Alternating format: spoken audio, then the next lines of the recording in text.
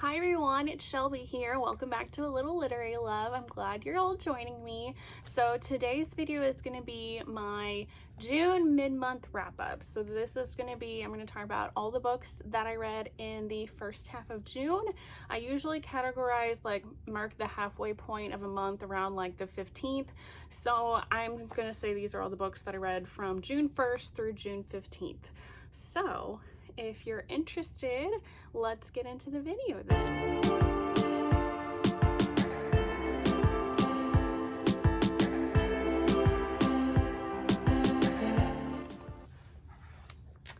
So I think I read 10 books in the first half of June. So that's about on par for about 5 books a week. I've read some pretty good ones. And I have some queer books that I read because I'm trying to read for Pride Month. I'm trying to read more books with LGBTQ, which I've already been kind of trying to do that in general with my other months. But this month I'm really trying to read all the queer LGBTQ books that I can. So the first book that I read for the month of June is going to be Untamed by Glennon Doyle. This is not my typical type of book that I usually read. This is a memoir, and so it's nonfiction. I'm much more of a fiction reader, but every once in a while I'll find something that kind of speaks to me. And this one, honestly, just it's one of those books that just hits you at the right time kind of thing. That's kind of what this one felt like.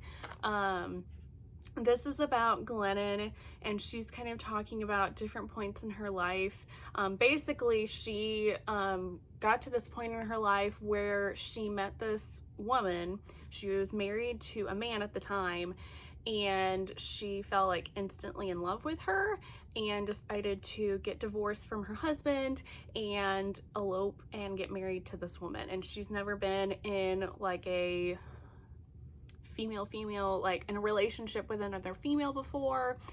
And it's mostly just her kind of talking about doing things that feel right to you, even if society or people say that's not right.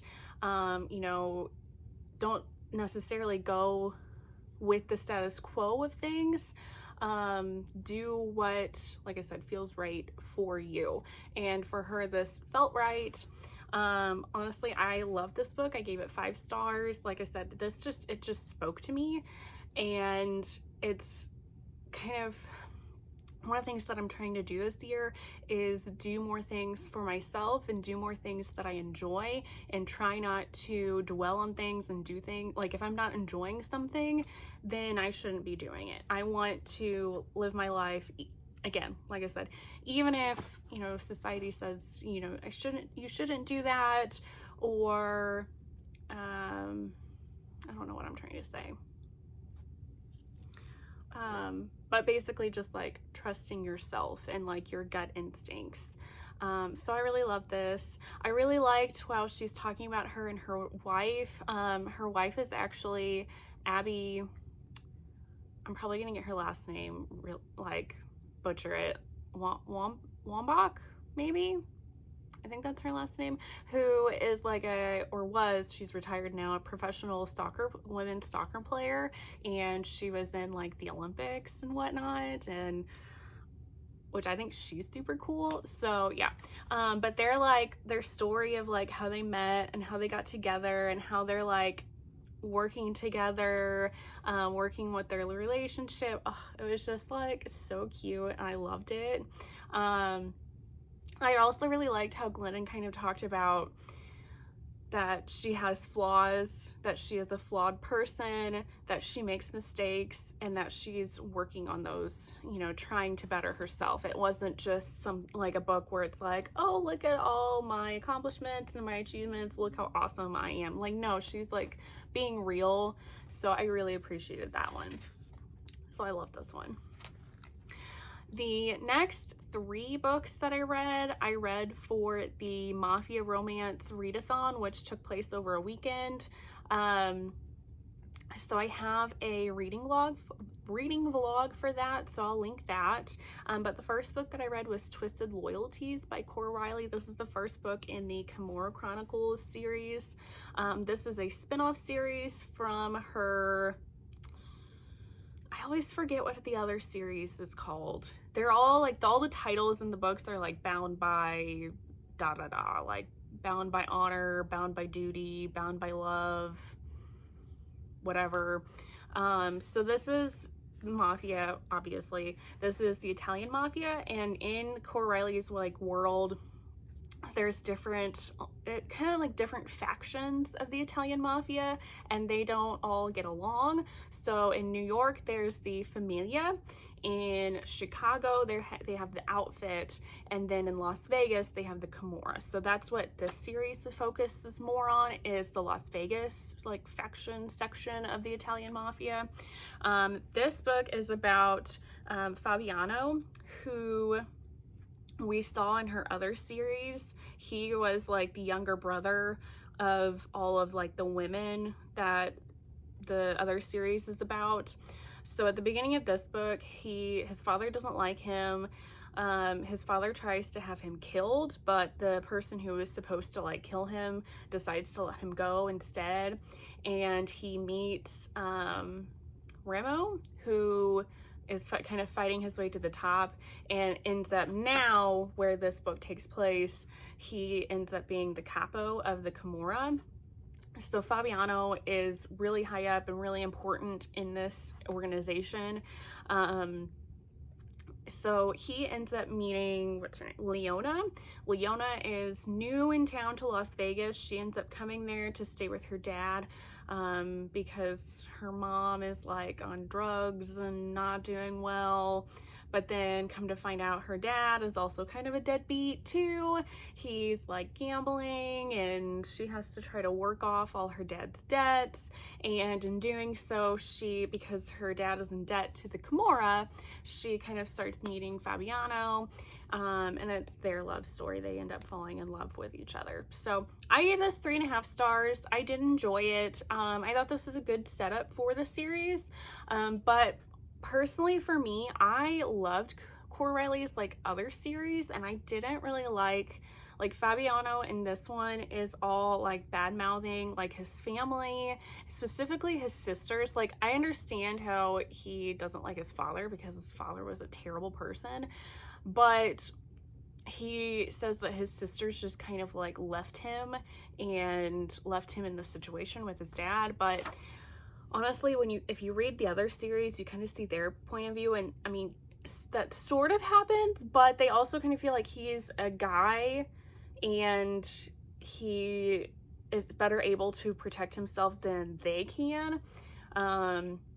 Honestly, it just wasn't a good situation all around for them, so I just don't think it's fair that he's so down on his sisters and doesn't like his sisters and whatnot. So that part I didn't really care for, but otherwise it was really good. So then I read The Sweetest Oblivion by Danielle Lowry. This is another mafia romance. This one is sort of, I don't know. Mafia, I feel like, didn't really play like too big a role in this one. This is about this girl, I think what's her name? Elena.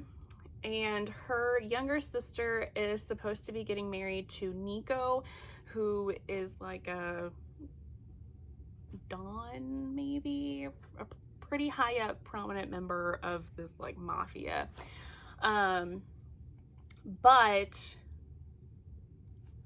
Elena and Nico don't like each other, and Elena doesn't think that Nico is a good fit for her sister. Plus her sister is in love with somebody else, and they keep kind of like getting into arguments with each other.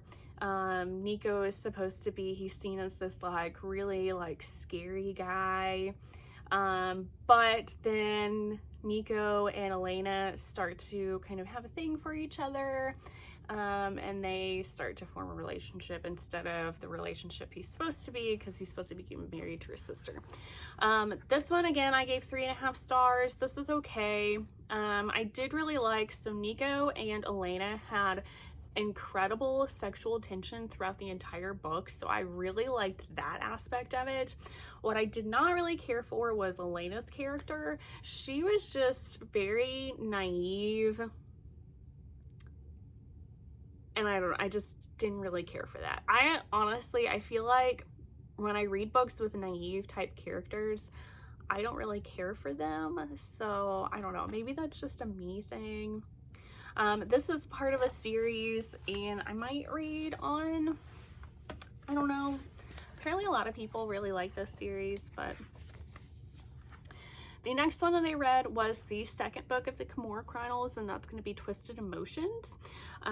This one I gave 4 stars. I really liked this one. It was so good. So this is about Nino, and he is the younger brother of Remo, who is the capo of the Kimura, and they're wanting to try to make an alliance with the Familia, and, you know, make an alliance so that they can come together against the outfit and take the outfit out. So to do that, they are going to have an arranged marriage. So Nino is going to get married to the niece of the capo of the Familia. Her name is Chiara. So they're going to get married to try to join their families together and, you know, whatnot. So, however, when they do that, Chiara has a scarred past. There's definitely trigger warnings. So Chiara was raped and sexually assaulted by, I think it was her uncle, when she was a child. She was like 13 maybe, or 14, something like that. Really, still pretty young. So she has been scarred from that. She is terrified of men. She is scared of being touched. So obviously getting married to a man, you know, there's expectations, especially in the mafia.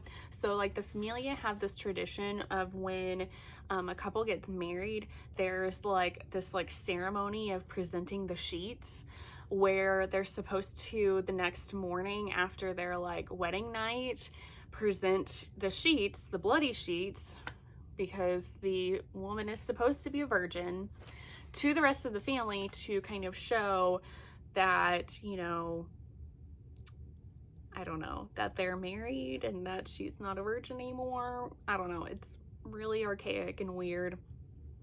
So they're supposed to do that, but of course on their wedding night, Chiara kind of freaks out, and she does tell Nino what happened, that, you know, what happened to her. And so Nino is like, okay, that's not okay. I'm gonna find this guy, and he does, and ends up torturing him and killing him, because it's like, that's not cool. So I really like this one because I loved how Nino's character, he's somebody that you wouldn't think would work well with Chiara, because he's supposed to be emotionless. He doesn't show emotion, and he supposedly doesn't feel any emotions, but he does really seem to care about Chiara. I love how patient he was with her, you know, trying to make sure that their house felt safe for her. I don't know, I really like that. It was just so cute. And then Chiara does start to feel desire for Nino, so she asks him if he can like help her feel okay sexually with a man, and he does. And it was just, he's, like I said, he's so patient and calm with her, and it was so good. I loved it. So I'm excited. I haven't read the third one, which is about Remo, and I really want to. I started the audiobook for it, but I couldn't stand the narrator that they picked for Remo's character. It just, I don't know, I did not like it, so I stopped it. So hopefully maybe I can read it on like my Kindle, but I want to read more of it. Okay, so those are the 3 books that I did end up finishing for the Mafia Romance Readathon. The next one that I read is going to be Ivan by Sophie Lark. So I started this during the readathon, but I didn't end up finishing it for it. But this is going to be another mafia romance, but this is with the Russian mob, the Bratva, and it takes place in Russia. So this is about this girl, Sloane, and she is a hired killer, so that is why she's in Russia. She's taking all these like odd jobs or whatnot for assassinating and killing people. So she gets a job to kill this guy, Ivan. I don't know why I was looking down at my notes for what the character's name is, like it's literally the title of the book. Anyway, so Ivan, she doesn't really know who he is. She doesn't really care who he is. She just knows she has a job to try to kill him. So Ivan actually turns out he is the leader of this area, like the Bratva in this area. So she sneaks into his house to try to kill him, but he is like a really light sleeper or whatnot, and he catches her as she's trying to kill him and takes her and like keeps her captive, and like just trying to figure out like who sent her to try and kill him. But so it's their romance because obviously he was like so impressed with her that she was able to sneak into his house and almost kill him, that he wants to keep her for himself and have sexy fun times with her. So there you go. That's the gist of it. They do have, there's like this other plot because they are trying to figure out who wanted him killed. So he like has her help him figure that out, kind of. I did give this 4 stars. I really enjoyed this. It was a pretty quick read too. So there's that one. Then the next one that I read, so we're off of Mafia now. Next one I read is Felix Ever After by Kacen Callendar. This is one that has been all over BookTube, especially last year when it first came out, and I just haven't gotten around to reading it. This is a YA contemporary romance, or not romance necessarily, it's YA contemporary. This is also kind of out of my normal realm. This is about Felix, who is transgender, and he is going to this like prestigious like art school during the summer, and he walks into school one day to find all of his old pictures from before his transition like posted everywhere for everybody to see, with his dead name, which is his name that he had before he transitioned. So you can understand how like scarring that could be. Like, that's terrible for him. So he is on a mission to try to find out who did this and to seek revenge on them. So he has an idea of who he thinks did this, but a bunch of things happen. He does get into sort of a love triangle, not necessarily.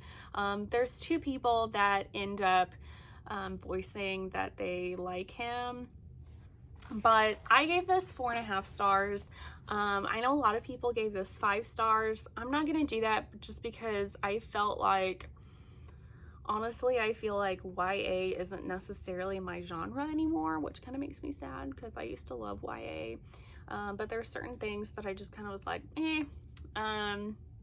One thing that I didn't really care for, but I can appreciate why the author did it, is Felix's character. He reads very much like a teenager. He has tendencies where he can be pretty selfish. There's certain things that he does that I don't think I personally didn't find to be okay. But I can appreciate because at the end he realizes some of his mistakes and tries to make up for them and apologize. Which I did appreciate, but I liked, even though I didn't like that, I did like that the author included that in the book, just because it made it more real. It made it feel like Felix was a genuine teenager. So I did appreciate that, and I appreciated some of the negativity that Felix had to face, even though it was like hard to read. I like that the author had that in her, just to kind of show, like, if you hear crying, my daughter is waking up. to show, like, you know, this is what sometimes people in the LGBTQ community have to deal with, which is unfortunate. So I did appreciate that. Okay, moving on. So the next one that I read was A Lady of Rooksgrave? Yeah, Rooksgrave Manor, by Kathryn Moon. This is a, like, paranormal historical romance. I gave this 3 stars. I thought this was okay. I read this because I think Jen from the Book Refuge raved about this and recommended it. And I think maybe Kate or Robert also recommended this. But this is basically about this woman, Esther, and she ends up getting a job at this, I don't really know what to call it, but it's basically like a whorehouse. A bordello? Is that what they're called? I don't know, but it's like high class, where she gets paid to have sex with men. But all the men that come to this house are like paranormal creatures. They are monsters. So this does end up being a reverse harem. She ends up, her clients that she has a relationship with, there's like a Dr. Jekyll, Mr. Hyde type character. There's a vampire. There's a sphinx, which turns into, like, he at one point is like, looks like a sphinx, but he turns into like a mostly man guy. There's a guy that's invisible. There's a golem that's made out of clay. I think that's all the guys that she's with. I think so. Anyway, so I, for the most part, enjoyed this. The reason why I gave it 3 stars was, honestly, I just felt like it was longer than it needed to be. And there's so many sex scenes. I personally, I like steam in my books. I like lots of sex scenes, but there comes a point in time where I just feel like there's too much sex scenes. So this is why this is one of those books that I feel like there was too many sex scenes for me. But yeah. So if you're into, like, monster, kinky, sexy times and reverse harem kind of things in your books, you might enjoy this. Like I said, overall, I did enjoy this. It just, I thought it was too long. That was basically my big problem with it. Alrighty, so then the next one that I read is going to be Zinni by Rebekah Weatherspoon. This is actually apparently part of a series, which I didn't know that when I read it, and this was the second one, but I don't feel like it necessarily mattered. Like, it was fine. This is about Xeni, and her aunt passes away, and she is going to her aunt's, like, wake or funeral or something, and her will is also being read. So in her aunt's will, her aunt gives her, like, her house and a bunch of money, and she also gives this other guy, Mason, and he's Scottish, I think, gives him some money too, but, like, in order for her to, like, claim that, she has to get married to Mason. Her aunt is trying to do some, like, matchmaking from the dead, basically. So she finds, she talks to this guy, and he's pretty friendly, and she finds him attractive, and they're just kind of like, okay, yeah, whatever, we'll get married.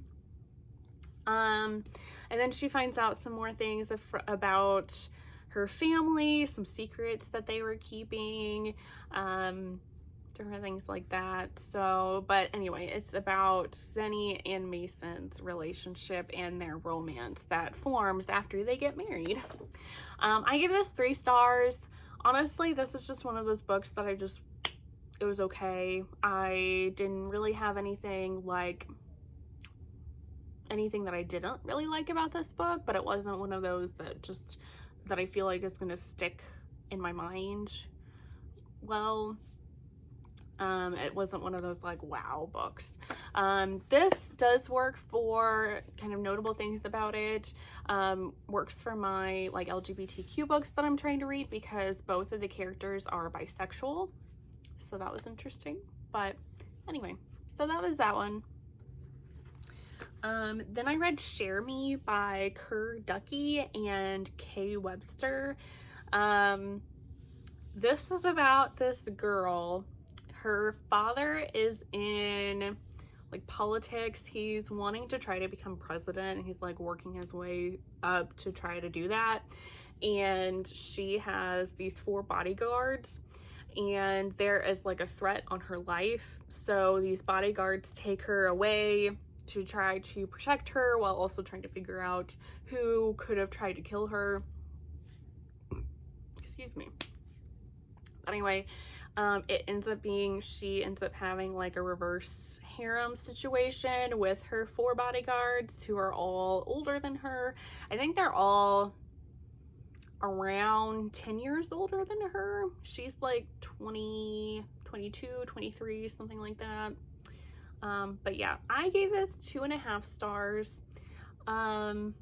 This wasn't that great, like, at all. There was definitely a lot of flaws to it. Not much like character development. All the relationships were very like insta love. I only gave this, I bumped it up to the half a little bit instead of just 2 stars. I did 2.5 because overall I did enjoy this. It was a fun little ride, but I can recognize that this was not a great book. So, and then the last one that I read in the first half of June is going to be Take a Hint, Dani Brown by Talia Hibbert. So this is the second book in the Brown Sisters. I read the first one earlier this year sometime. So this is about Dani, who is the middle sister. She is a like college professor, and she is friends with the security guard at this college. His name is Zafir. But Zafir also has like a crush on Dani, but he is kind of afraid to like make a move on her because he knows that she was in a relationship with a woman. So Dani is bisexual. But he didn't know that she's bisexual. He thought that she might be a lesbian, and he was like, oh, well, it's gonna be super awkward for me to like ask her out. But then he also, since they're friends, is all like, I don't know if I can like ask her out because we're friends and it would be weird. Anyway, so what happens to kind of set up the plot for this book is Zafir is caught carrying totally carrying Dani out of one of the buildings that the college that they work at during a fire drill, and somebody catches it on camera and like posts it to social media, and this kind of like sparks a big thing. Zafir has a like nonprofit kind of organization for young boys who are in like sports and whatnot, to try to encourage them to like talk about their like emotions and feelings, and to, you know, show them that it's okay to talk about your emotions and feelings, that it's good for you. So this kind of actually helps promote his nonprofit. But in doing so, everybody assumes that Zafir and Dani are in a relationship. So they decide to have a fake relationship, fake dating kind of situation to the public, to kind of say, yeah, we're totally like dating, because to help continue to promote his nonprofit. And of course, in doing so, they actually start to form feelings for each other and kind of become like a real relationship, which scares Dani. She is a notorious. She doesn't want to be in relationships. She doesn't want to do any of that. She's only in it to help her friend out and also for some great sex. But I really enjoy this. I gave it 4 stars. I really liked Zafir's character. He was so cute. He is like a cinnamon roll hero. He is so sweet, and he's like pining after Dani, and it's just so cute. I loved it. So I'm excited. So that was the second book of the Brown Sisters series, and I would like to continue and read the last book of the series, which is about, I think, Eve, maybe the youngest sister. So hopefully I can do that soon. But anyway, so those are all the books that I read in the first half of June. I hope you all stick with me. You know, at the end of June, I'll post my next wrap up for the end half of June of the books that I read. But anyway, so if you like this video, make sure you hit the thumbs up button and subscribe for if you want to see more of my videos.